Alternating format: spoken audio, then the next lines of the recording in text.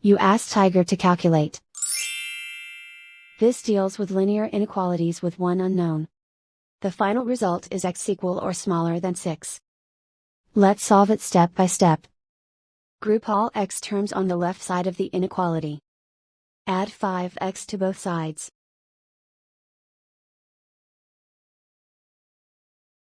Group like terms.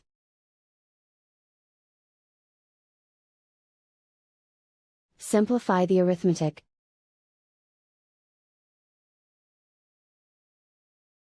Group like terms.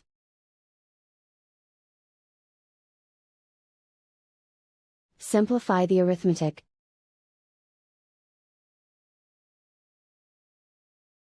Group all constants on the right side of the inequality. Subtract 5 from both sides.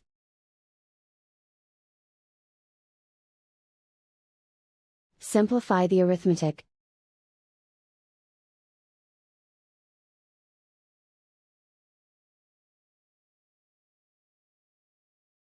Plot the solution on a coordinate grid. And so the final result is x equal or smaller than 6.